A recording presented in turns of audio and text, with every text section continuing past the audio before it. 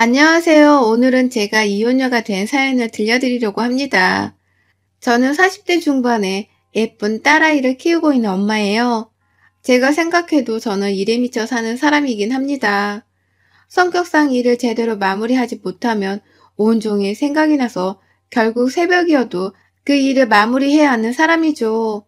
이런 성격인데 제 직업 자체가 야근을 밥 먹듯이 하고 일에 실수가 있으면 큰일 나다 보니 이게 합해져서 늘 일에 치여 살곤 했습니다. 새벽까지 야근하는 일이 늘 있는 일이었던 저에게 솔직히 연애는 사치였죠.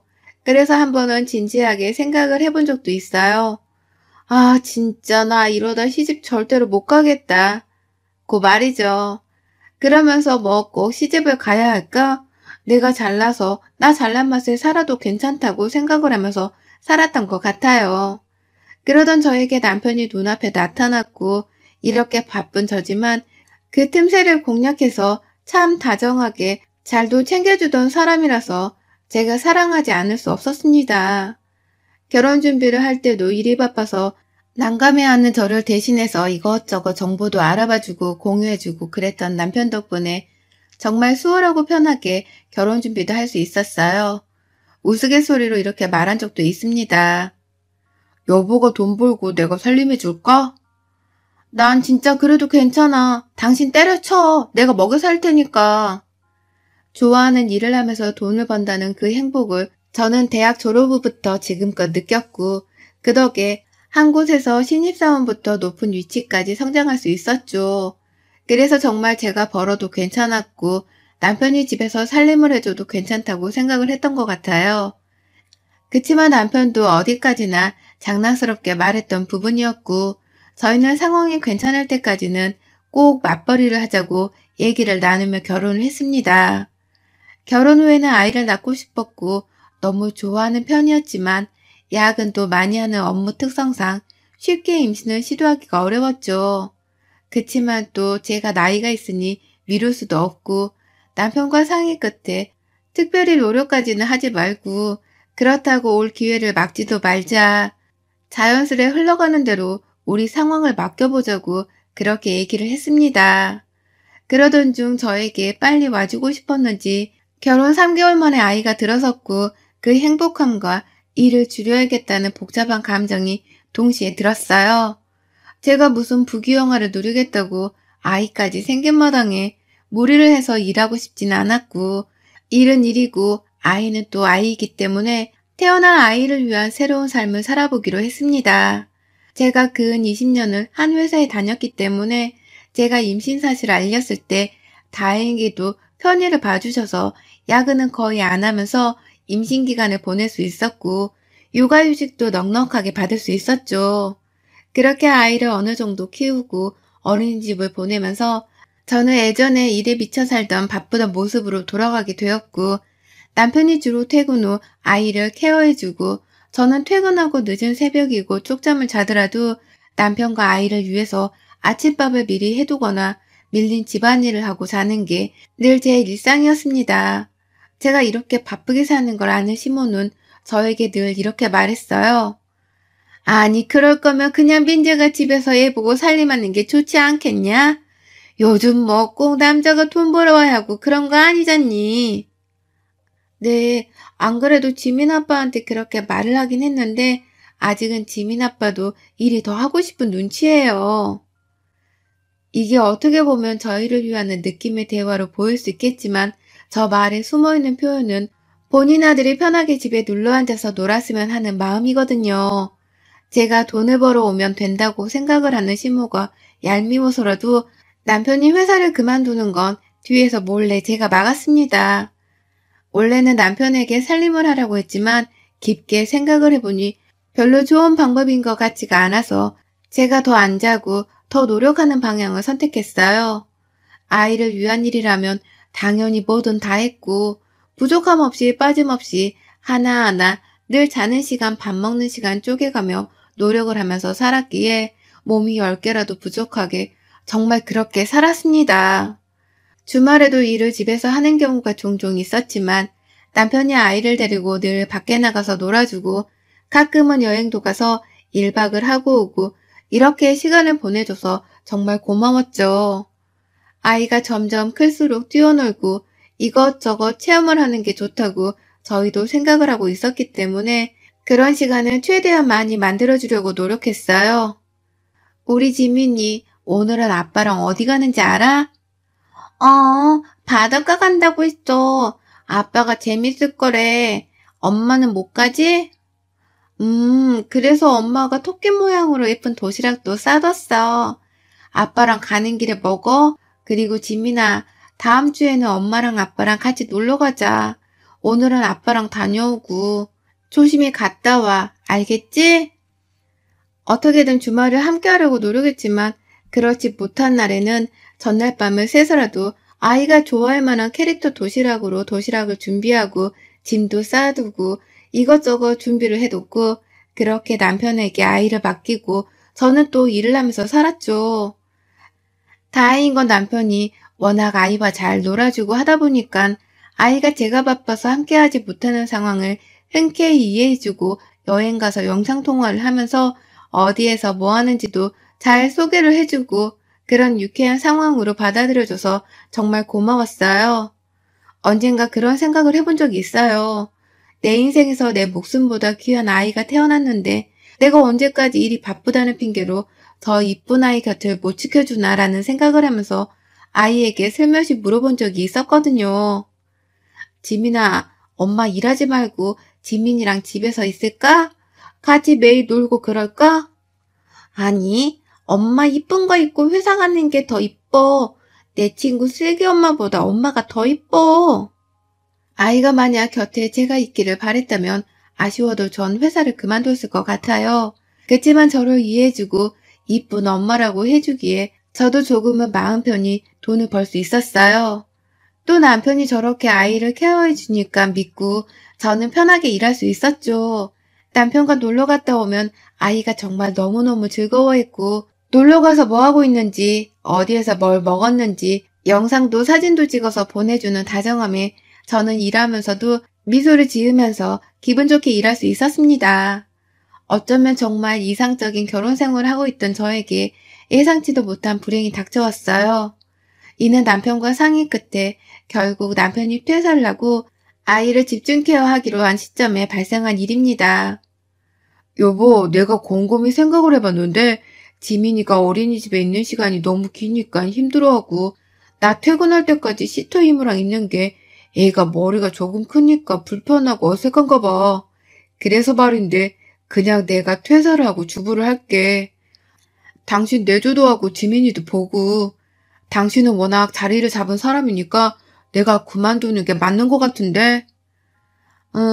안 그래도 나도 계속 내내 마음이 불편하긴 했는데 사실 당신이 일 그만두고 너무 백수처럼 놀기만 할까 봐. 그것도 난 걱정되더라. 퍼지고 귀찮아하고 그럴까 봐. 당신 그럼 살림하고 지민이 보고 그러면서 운동도 배우고 싶던 것도 배우고 그래. 마냥 얘만 바라보면서 집에서 있지 말고. 그래, 무슨 말인지 알아. 나도 언제고 다시 회사로 복귀할 수 있으니까 자격증도 미리 따놓고 그럴게. 남편이 퇴사를 하고 약간의 불안함이 있었지만 그래도 딸아이가 너무 좋아하는 게 제 눈에도 보여서 진작에 이렇게 할 것을 후회가 되긴 했어요. 남편이 집에서 아이랑 있는 시간이 많아지니까 제가 한결 편한 마음으로 일할 수 있었어요. 어느 날 남편이 약속이 있다고 나간다 해서 제가 딸아이 저녁을 먹이고 있는데 아이가 그러는 거예요. 엄마, 엄마도 큰엄마랑 같이 놀고 싶지? 무슨 큰엄마 지민아? 지민이가 큰엄마가 어딨어? 이모 말하는 거야? 아니야. 엄마는 큰엄마랑 안 놀아서 모르지. 큰엄마랑 아빠랑 지민이랑만 몰래 노는 거니까. 뭔가 딱 들어도 이상한 내용이었고 많은 생각이 들면서 아이한테 더 물어봤어요. 아, 그렇구나. 큰엄마랑 아빠랑 지민이만 엄마 빼고 놀았구나. 언제 놀았는데? 지민이랑 아빠랑 놀 때 큰엄마랑 같이 놀아. 느낌이 쎄한 게 딱 봐도 이건 바람이구나 생각을 했지만 설마 했던 게 딸아이와 함께 떠난 여행에서 바람을 핀다는 것 자체가 상식적으로는 도무지 이해할 수 없었고 괜히 바로 물어봤다가 아니기라도 하면 난감해질 것 같아서 정확한 증거 같은 걸 찾아야겠다. 뭔지 더 캐봐야겠다 생각했어요. 그주 주말에 일이 없었지만 있다고 거짓말을 하고 아이랑 남편을 여행길에 보냈어요. 남편의 숙소를 예약한 어플 아이디 비밀번호를 제가 알고 있었기 때문에 그걸 이용해서 어디 숙소로 가는지를 알고 있었고 너무 뒤를 밟으면 걸릴까봐 시간차를 두고 저는 그 숙소로 바로 향했습니다. 도착해서 보니 남편 차가 없길래 제가 잘못 온 건가? 정말 황당했지만 혹시 몰라 펜션 주인분께 예약자 중 남편 이름을 확인했더니 있다고 하더라고요. 그래서 멀찌감치 주차를 하고 기다렸습니다. 남편 차와 그 뒤에 차 한 대가 더 따라 들어왔고 그 광경은 정말 충격적이었어요. 너무 해맑게 웃고 있는 제 딸아이의 손을 잡은 큰엄마로 추정되는 여자와 남편이 한 차에서 내리며 마치 한 가족처럼 보이더라고요. 그리고 뒤따라온 차량에서는 저희 시댁 식구들 시모, 시부, 신우가 내렸습니다. 정말 너무너무 충격을 받아서 이게 뭔지 이 상황을 받아들이는 게 쉽지가 않았어요. 이 모든 모습들을 사진을 찍어뒀고 더 정확한 증거 같은 게 필요한데 저 안에 딸아이가 있으니까 무작정 들어갈 수도 없고 머리를 한참 굴렸습니다. 그러다 신우에게 전화를 했어요. 아가씨, 재밌게 놀고 있죠? 아, 네. 언니 무슨 일로? 아, 별건 아니고 잠깐 나와서 전화 좀 받을 수 있어요? 아가씨한테만 할 말이 조금 있어가지고. 그 말에 신우는 나와서 전화를 받았고 저는 신우 앞에 나타나 조용히 하라며 제 차로 끌고 들어갔습니다. 전화해서 친구 일로 통화 길어질 것 같다고 우선 말해요. 오빠한테 티내지 말고. 티내거나 하면 지금 아가씨가 저한테 받는 지원 다 끊겨요. 여기서 제가 신우에게 하는 지원은 신우가 이혼해서 애를 혼자 키우고 있거든요. 그것도 남편이 바람나서 생활고가 심각했던 상황이라 안쓰러운 마음에 매달 도움을 조금씩 주고 있던 지원을 말한 거예요. 아, 오빠, 나 친구가 일이 좀 생겨서 통화하는데 그게 길어질 것 같으니까 신경 쓰지 말고 놀으라고 전화했어.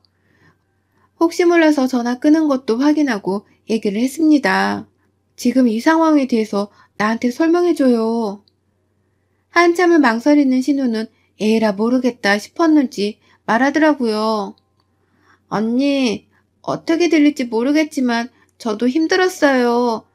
아시다시피 재훈이 아빠도 바람나서 이혼하고 저 힘들게 살고 있는데 오빠가 바람 피는 거 알고 뜯어말리고 욕도 하고 그랬는데 저 둘 절대 못 헤어질 거예요, 언니. 못 헤어진다. 왜죠? 저도 20대 때 만난 사이예요.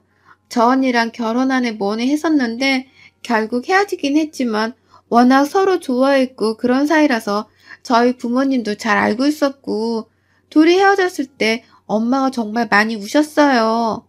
그런 사이인데 이번에 어떻게 다시 만나서 저러고 있는 거거든요. 들어보니 저 언니도 이혼하고 오빠 찾은 것 같은데 쉽지 않을 거예요. 솔직히 이제 와서 언니한테 할 말은 아니지만 저도 뭐 사는 게 팍팍하고 바쁘니까 솔직히 방관한 거 인정하고 죄송해요.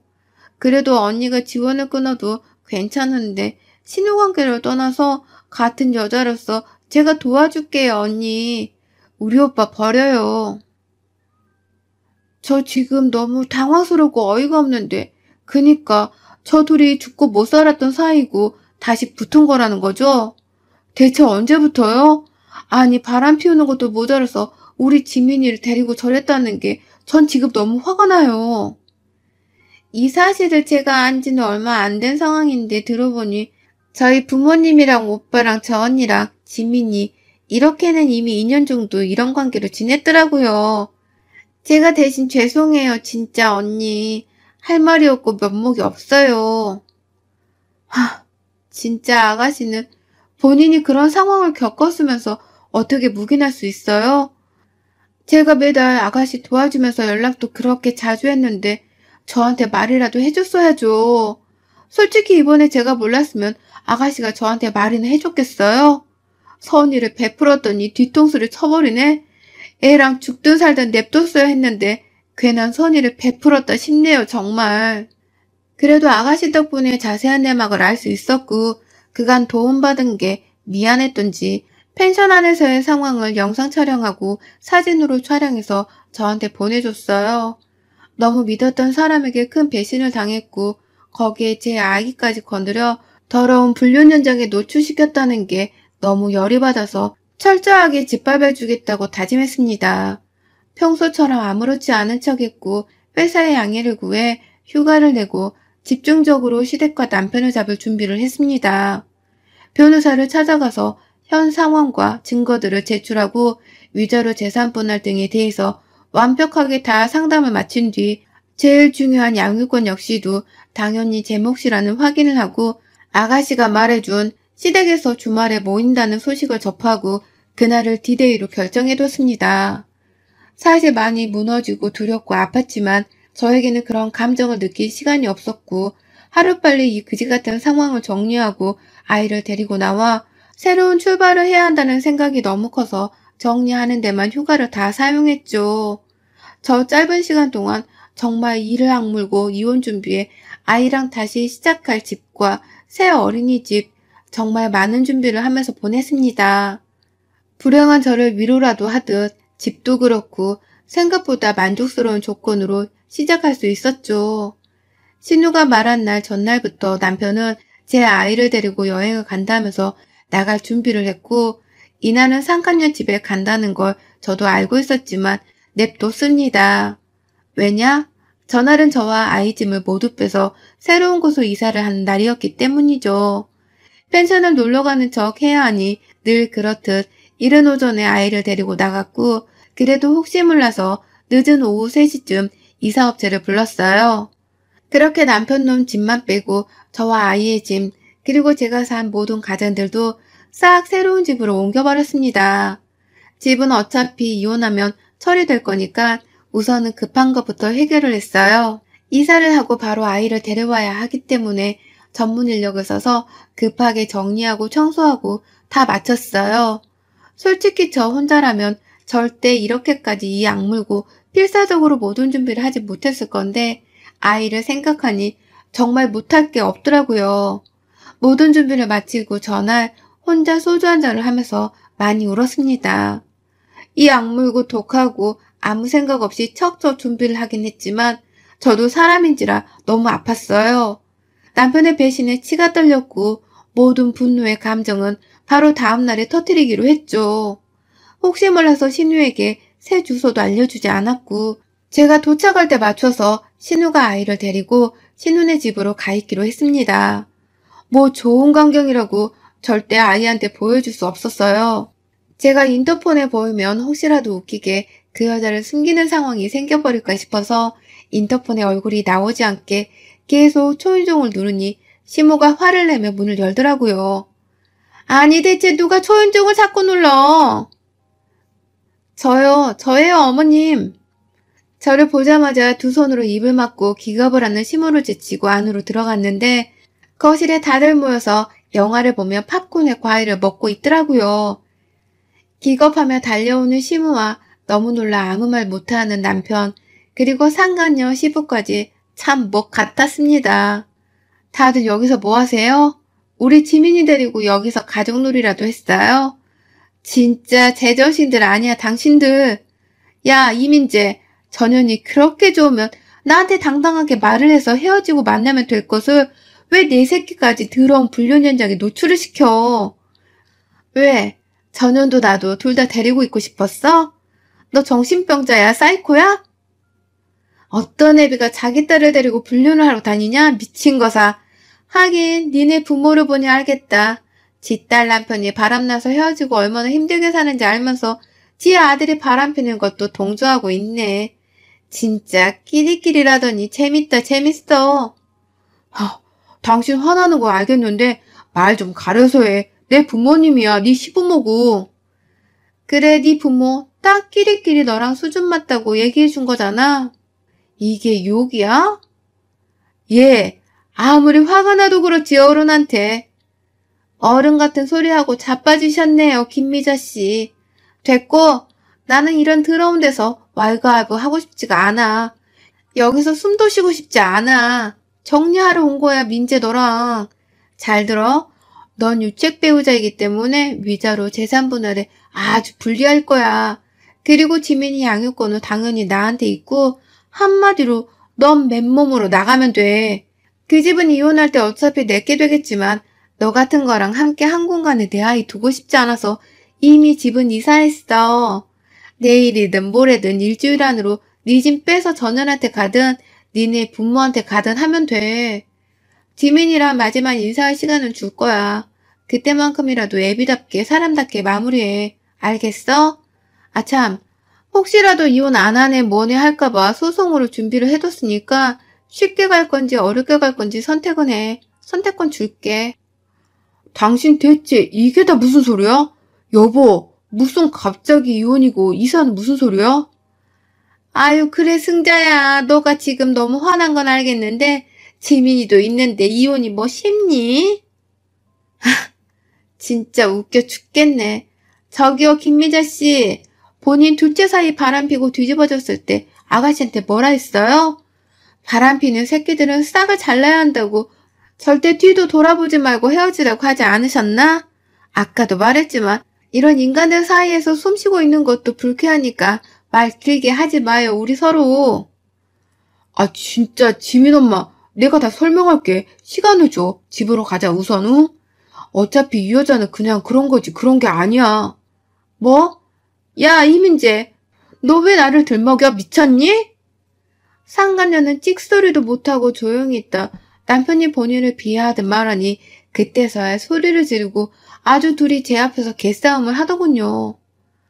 아우, 시끄럽고 둘이 살든 싸우든 나 나가고 해. 그리고 야, 첨년, 얄미운 너를 내가 어떻게 할까 곰곰이 생각해봤는데 너 같은 거 이미 쪽난 인생인데 뭘 더 하나 싶더라고. 그래서 가볍게 상간녀 소송 정도로만 하고 넌 냅두려고 해. 내가 안 건드려도 이미 네 인생 시궁창이던데 어떻게 저런 급이 감히 나를 상대로 참. 말하자마자 야야 하면서 소리를 지른 첨년과 남편 그리고 시댁 식구들을 뒤로하고 끝을 냈습니다. 울고 불고 빌고 할 수 있는 걸 다 하는 듯 했지만 눈 하나 깜빡하지 않았고 약속대로 아이에게 아빠와 이별할 시간을 주면서 아이가 아빠를 워낙 좋아했기에 주기적으로 저와 함께 동행하는 조건으로 아이와 밥 한 끼 정도는 하는 걸로 종결했어요. 아이가 이혼이 뭔지를 그 어린 게 알더라고요. 어떻게 설명해 줄지 참 난감하고 마음이 불편했는데 먼저 선뜻 새로운 집에 저와 둘이 살면서 지금 엄마랑 둘이 있는 것도 좋다고 해주더라고요. 급여를 덜 받는 걸로 근무 시간을 확 줄여 오직 서로뿐인 저와 제 아이 이렇게 둘이 다시 행복하게 살고 있습니다. 여러분의 생각은 댓글로 남겨주세요. 오늘도 시청해 주셔서 정말 감사합니다.